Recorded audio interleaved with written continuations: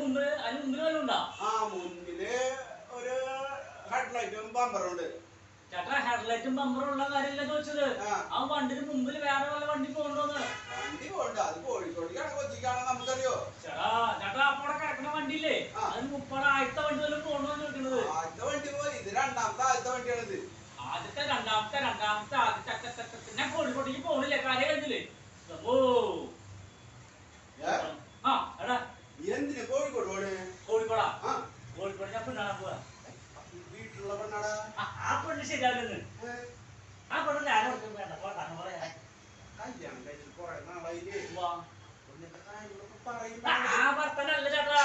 അവള് ഞാൻ നേരം എടുത്ത് എനിക്ക് വന്നാൽ അവള് തുടങ്ങും പണിക്ക് പോകുന്നു.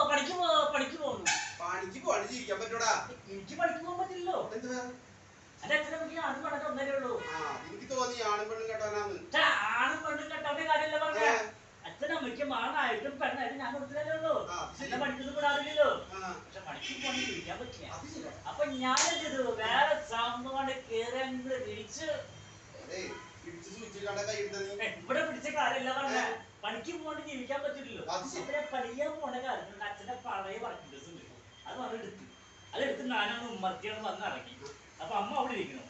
അമ്മോട് ഞാൻ പറഞ്ഞു, അമ്മ അങ്ങനെ ഇരുന്ന് കൊടുക്കാൻ നിന്നാ ശരിയാവില്ല, അമ്മേരെ ഒരു വർക്കിംഗ് ഡ്രസ് കൊടുക്കണം, അമ്മ വല തൊഴിലുറപ്പണിക്ക് പോകണം പറഞ്ഞു. അതാണ് പഴയ അത് പണിക്ക് പോയി.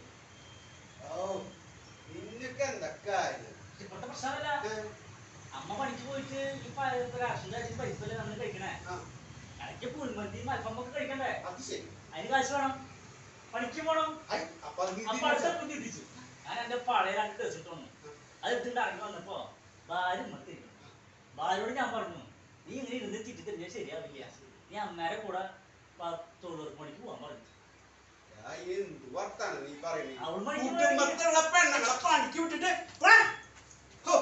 കുടുംബത്തുള്ള പെണ്ണുങ്ങളെ പണിക്ക് വിട്ടിട്ട് ഇങ്ങനെയുണ്ടല്ലോ ഓരോ മനുഷ്യന്മാര്.